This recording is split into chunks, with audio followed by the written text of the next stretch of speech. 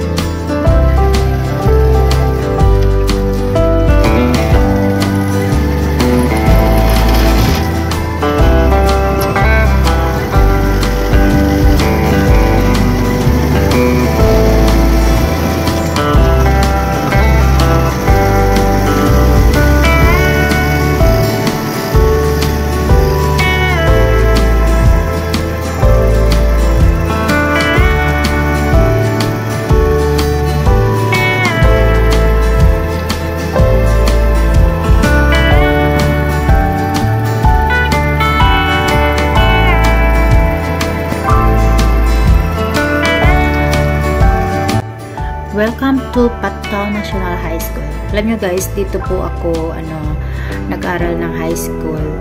Then yan, pasok po tayo sa loob ng aming school, yung dati kong school dati, ng high school ako. So ayan, marami na pong pagbabago. Dati po hindi po ganyan kaganda. Medyo yung daan niya po is, alam niyo, putik-putik po yan, mga yung pulang lupa.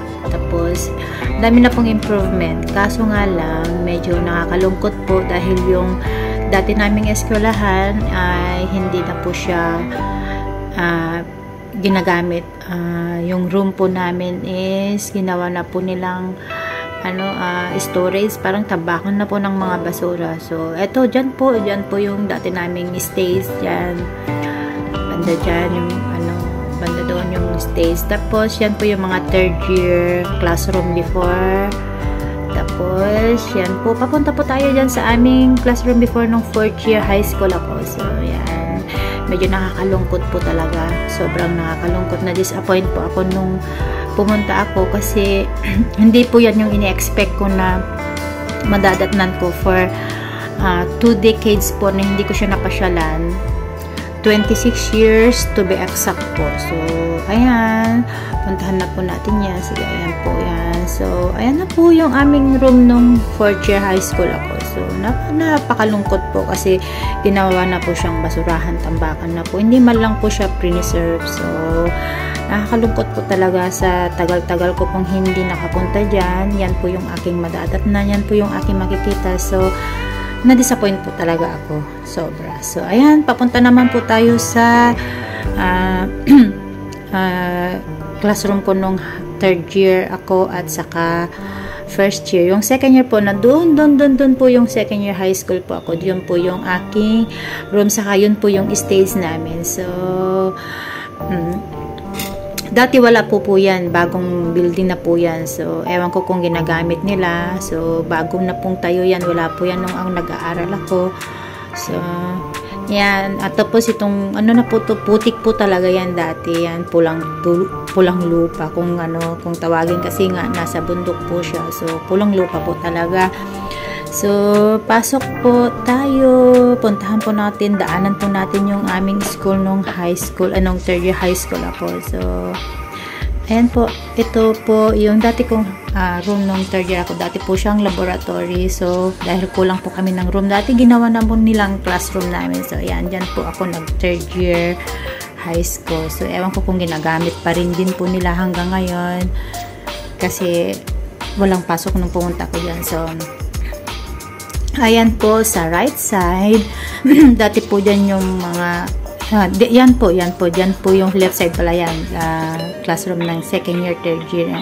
Tapos dyan po is yung 1st year. Dati po yan may 2nd floor po yan, sinisilip-silipan pa po ng mga lalaki yung mga babae, kasi nga meron pong yung sahig niya po dyan is alam mo yun, yung sahig dyan is kahoy.